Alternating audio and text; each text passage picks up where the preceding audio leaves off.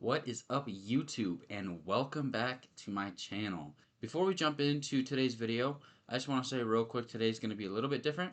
I know that I wanted to do some more teaching and stuff, but as I was actually filming that video this week, I just didn't have it in me. There's other things that I want to talk about as well on this channel that are just aviation related, and that's what we're going to do today. So let's go ahead and let's jump right into this video. So of course, as you guys can tell from the title of this video as well as the thumbnail probably, there is a little bit of controversy in the aviation community at this point in time. The reason is because when COVID hit, the airlines shut down.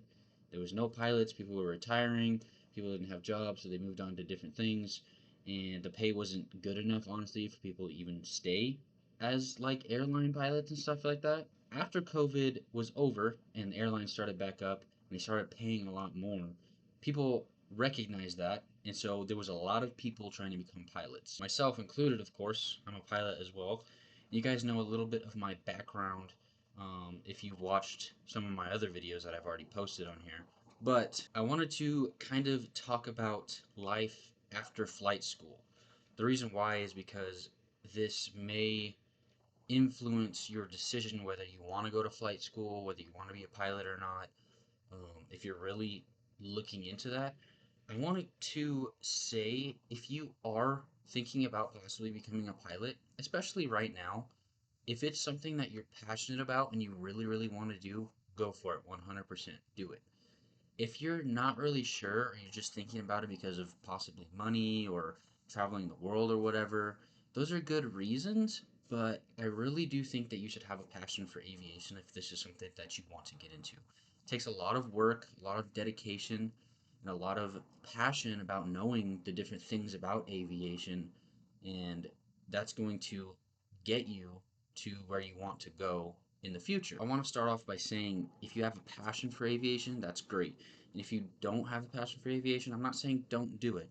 But what I'm saying is maybe take a couple extra flights to see if you really, really enjoy it. Because if you don't really, really enjoy it, it's probably not going to be the best route. And of course, there's different things that you can do within aviation if you really want to. But take that with a grain of salt and how you want to take that. But let's talk about life after flight school. The reason why is because that's where I'm at right now. I finished all of my flight training and towards the middle to end of August of 2025, and right now it is February 4th of 2026, and I'm still sitting here technically jobless, at least in the aviation sense of things. Now I do live in a smaller city. I live in Albuquerque, New Mexico, so there's a lot less opportunity here for me as a pilot than other places. Like if I were to live in Phoenix, there's a lot more opportunity for me. So that's part of my struggle. And so don't look at the time that I have not having a job and have that determine or be the reason why or why not you want to go into aviation. There's actually a lot of people that I went to school with who all have jobs already. So, but it's because of where they live and the networking that they're able to do. I'm trying to do some of that stuff here, and I've had some job interviews here as well too. But there's a lot of people in a very small community here in Albuquerque that are trying to become CFIs or get those flight jobs or whatever, and so it's a little bit more difficult for me to do that here. With that being said, though, I want to give a possible solution to this problem that we're having with there not being a lot of flight jobs. This is something that recently kind of occurred to me. I kind of already knew that you could do this, but it takes a lot of effort and a lot of energy. And I kind of just recently started looking into doing this. So that answer to that question that I've found so far is becoming an independent CFI. And if you don't know what an independent CFI is, it's sort of like owning your own business in a sense. You know, you get your own LLC and you're sort of starting your own flight school in a way. But there's a lot of different ways you can do it. You can own your own airplane, you can rent airplanes and instruct out of them, or you have a partnership with somebody else who maybe owns an airplane that lets you use it, or whatever the case may be. There's a lot of ways that you could do it, but essentially you are, in a way, owning your own little small business to get you to whatever your next goal is. Whether that's to actually grow that into something that's a lot bigger and maybe own your own huge flight school one day, or maybe even just to get you to your 1,500 hours. That way you have your ATP minimums, and then you can go on to the airlines or like a charter company if you want. Um, Whenever you get enough hours to do that. That's kind of a cool solution that I found. And the reason why I think that is kind of a big solution right now is because, like I said, there's a lot of people who are wanting to become pilots, and there's also a lot of flight schools who are taking advantage of that. But there's not a lot of CFIs who are taking advantage of that. A lot of CFIs are just going to a flight school to work there to get their hours, to get their ATP minimums, or wherever they're trying to go, and use that to build time. There's nothing wrong with that. That's a huge solution for a lot of people, it's even me, of course. Like I said, I've had job interviews, and I've been putting my resume out in different places, trying to find a job where I can be flying to be gaining hours. But something that I didn't really take into consideration before is that instead of working for one of those people, why couldn't I just become one of those people? I can start my own thing to get my hours to get to where I want to go. And a lot of people actually have an end goal that they're trying to get to, and I do too as well. But I don't really know what that end goal is. I don't know if that's part 141, part 131, or maybe even possibly owning my own flight school, kind of like what I said just a second ago. This may lead to something different or lead to something like being a contract pilot. There's other YouTubers on here who are contract pilots, and essentially what they are, it's just like being a independent CFI, except for you're not teaching people, you're just moving planes around or flying people to different places, almost like your own independent charter company. That's kind of what I want to settle on with this video, is the independent CFI route. There's this really cool YouTube channel. It's Fly with Trent. If you guys are in the aviation community, you probably have already heard of him. If not, subscribe to him and watch his videos.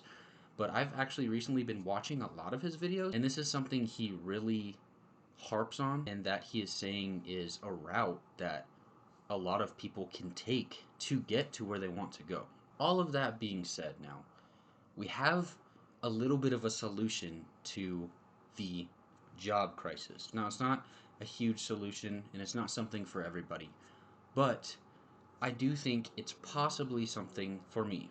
And so I want to kind of use this channel to document my process, because I really do think that this is something that I want to do and I want to go forward doing, starting my own thing, trying to get my own clients, get my own students, find a plane, how to find a plane, how to market yourself, how to make money, what's the pricing look like, what is the schedules, how do you keep track of everything, what's the payments look like, all that type of stuff. It's a lot more work than becoming a CFI for a flight school, but it could pay off pretty well. Like I said, it can grow to something bigger than just being a CFI, as well as it can grow to maybe owning your own flight school in the future. But one thing in aviation, if you are thinking about getting into aviation, or if you are already in aviation and you're still learning like I am, and this is something that I'm realizing a lot after school. I kind of knew it before going into school, but I didn't realize how big or prevalent it actually was. But after flight school, I have realized that networking is, especially right now in aviation, with there not being a ton of jobs for everyone, right now, networking is the biggest factor in getting a job or getting clients or whatever you want to do. So, if you haven't started networking, I would definitely say to start networking already. And if that's something you didn't know, maybe it's something you could work on. For me, it's something that I'm still trying to work on. I'm reaching out to different people, talking to different people, trying to ask them questions, get their thoughts on different things, tell them what I'm doing, tell them my certifications and stuff, asking them, hey, if you have students, send them my way, that type of thing. But with that being said, as far as the independent CFI route goes, I am going to use this channel to document a lot of that process to help me learn for myself, but as well as help others and help you guys who are watching this video and who are going to watch the videos in the future, hopefully. Subscribe, like, leave a comment below. No, I'm just kidding. But to also help you guys if this is something that you think that you might want to do. Hopefully you guys come along with me for the journey and you enjoy it, and we will see how that pans out. So, independent CFI track. Here we come. But I wanted to kind of use this video to highlight uh, a little bit of possibly some issues that are in aviation. Before I started school, I was like, once I finish school, I'm gonna get a job doing this, and then I'm right onto the airlines. When honestly, yes, that can happen, but especially right now, a lot of times that's not the case.